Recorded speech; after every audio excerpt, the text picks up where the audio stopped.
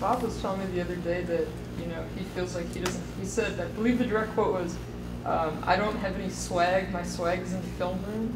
Do you think that kind of describes Bob accurately? Bob? Yeah, shoot. Bob's swag tank is on empty. Okay. It is on empty. But the thing that's great about Bob is he knows who he is. He embraces it. You know, and he stays true to who he is. I like people that are comfortable in their skin, whoever they are. Just own who you are. But I think that's also where he's a great fit for our staff, and we all complement each other really well. And we got a bunch of guys, you know, that have different personalities and different backgrounds. But I love Bob. Bob's got a funny, dry sense of humor. Really, really sharp and intelligent. He does a great job in the film room and being creative and having answers and understanding the game. He really enjoys that part of the game. He truly does. But I think now, after being on the staff with him now for like the last 4 years, I do think he's gravitated to some of the other things that maybe early on in his career he didn't. And same thing with me. I've learned things from Bob as well, from a technical standpoint. So we're always learning from each other. No different than the rest of these coaches that we're on this caravan with. You know, being able to talk with Erica and being able to talk with Bob has been great. We got tremendous resources. I've been out to dinner with Cale, kind of trying to figure out what makes Cale tick and why he's been so successful. I've been out with Coach Rose. So no different than our staff. We try to do that with the whole Penn State community. Have you figured out what makes Cale tick yet? No.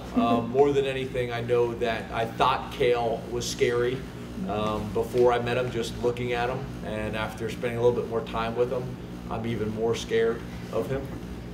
So whatever Cale says, I just say yes sir, no sir, and I just do as he says. But no, Cale's a great guy. I've enjoyed getting to know him, and I want to get to know him a lot better. I think that's going to happen over time naturally. So when you're looking to come to Penn State and you're looking for fit, and you got a guy who's been a Penn State grad and has been highly successful as a high school coach, and now has got college experience, Terry's been on my list for a long time. How unique is it for a high school coach to be on your list?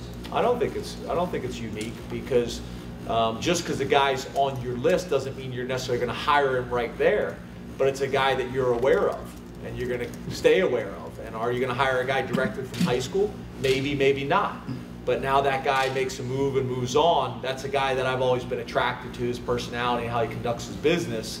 You just see. That's where I say the list is always evolving and always changing. But, you know, it's interesting. Bob Shoup, a bunch of people that have recruited Pittsburgh for a long time, everybody that recruited Pittsburgh would always say, you know, Terry's a sharp guy. You know, Terry's one of these guys that you can see going on and being successful in college. You pretty much know. You go into high school coach, you go to high schools, and you can tell which coaches you think, you know, really can make the move and be successful. I make the argument, I think high school coaches are some of the best coaches that there are out there, because they're teachers. They've been trained as teachers, and that's what we all are. You know, we're teachers, so who better to do it than high school coaches? Yeah, I think so. I'm pleased with where we're at. I think we got a lot of work to do. I really do, in every area. But what I meant by that is some coaches really approach the spring game or certain segments of practice, you know, where they're only going to play the starters for all these reps and things like that. You know, we're trying to create depth. You know, we're trying to develop talent, you know, throughout our roster and things like that. So it's more of a big picture approach than it is small specific goals.